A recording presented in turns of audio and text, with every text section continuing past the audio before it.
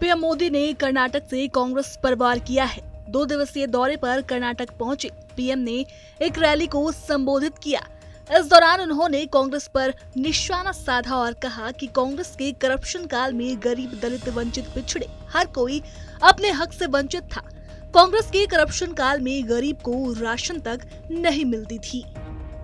कांग्रेस के करप्शन काल में गरीब, दलित, वंचित, पिछड़े, आदिवासी हर कोई अपने हक से वंचित था।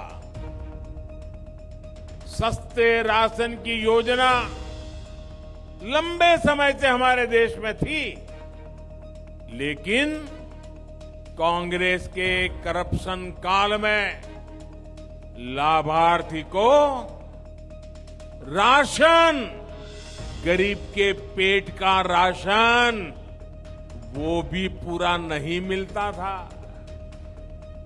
इस अन्याय का सबसे बड़ा भुक्तभोगी हमारे एससी, एसटी, ओबीसी, इन्हीं समाज के हमारे भाई बहन इसके भुक्तभोगी थे। सीएम योगी ने गोरखनाथ मंदिर में रुद्राभिषेक किया। वो अपने 2 दिवसीय दौरे के दौरान बाबा गोरखनाथ के दरबार पहुंचे, जहां पहुंचकर उन्होंने विधि विधान और वैदिक मंत्रोच्चार का पाठ कर बाबा की पूजा अर्चना की। इसके बाद वो अपने गुरु ब्रह्मलीन महंत अवैधनाथ की समाधि स्थल पर गए और उनका आशीर्वाद लिया।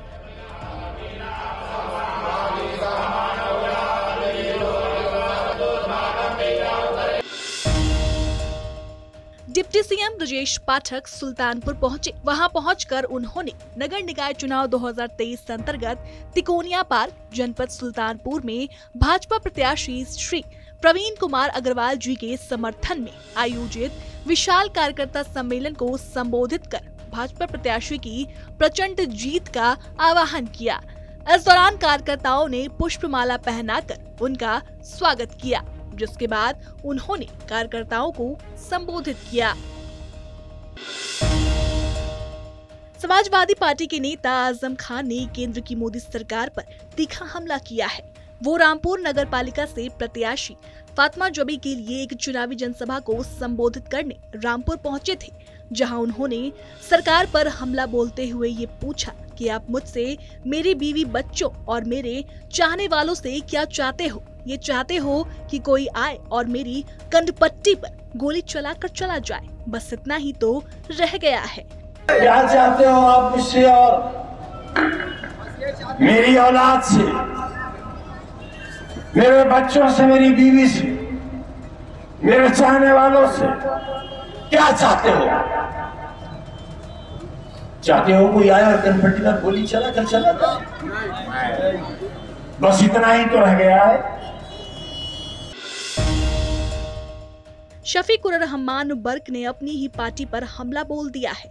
उन्होंने अपनी पार्टी के मुखिया अखिलेश यादव को निशाने पर लिया। उन्होंने अखिलेश के साथ साथ स्थानीय विधायक इकबाल महमूद पर भी जमकर भड़ास निकाली। दरअसल उनकी ये नाराजगी निकाय चुनाव में टिकट बंटवारे को लेकर देखने को मिली है। उनके घर सब चीज रहनी चाहिए, आवश्यकता भैया बांट कर नहीं रखना चाहते। भाई सारी पब्लिक, सारी जनता, गरीब, अमीर, छोटे बड़े, मुख्तलिफ, बहुत पुराना शहर है संभल, तो सब जगह के लोग हैं। सबकी ख्वाहिश होती है कि हमें भी कुछ हिस्सा मिले। तो हमने तो अपने घर से अपनी बेटी तक को नहीं लाया। हमारी पोती थी, चाची थी, हमने मना कर दिया उनसे। मैंने कहा नहीं, हम शहर से लाएंगे। तो लिहाजा हमने यासीन सैफी की वाइफ को लाया। मुख्तार अंसारी केस में आज कोर्ट ने अपना फैसला सुना दिया है। गाजीपुर की एमपी एमएलए कोर्ट ने गैंगस्टर एक्ट में मुख्तार को 10 साल जेल की सजा सुनाई। इसके साथ ही उन पर 5 लाख रुपए का जुर्माना भी लगाया गया। तो वहीं उसके भाई अफजाल अंसारी को 4 साल की सजा सुनाई गई है। बता दें, दोनों भाइयों के खिलाफ 2007 में मोहम्मदाबाद थाने में क्राइम नंबर 1051 और 1052 दर्ज हुआ था।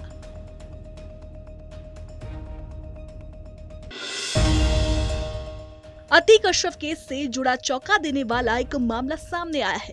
पुलिस की जांच में ये सामने आया है कि माफिया अतीक और उसके भाई अशरफ ने पुलिस कस्टडी में खुद पर हमला करवाने की साजिश रची थी। बताया जा रहा है कि वो पुलिस कस्टडी में खुद पर हमले का ड्रामा रचकर अपनी सुरक्षा बढ़वाना चाहता था।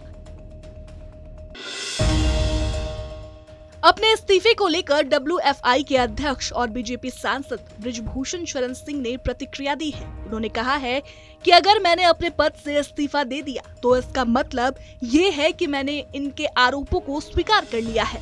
इस्तीफा देना कोई बड़ी बात नहीं है, मगर अपराधी बनकर नहीं दूंगा।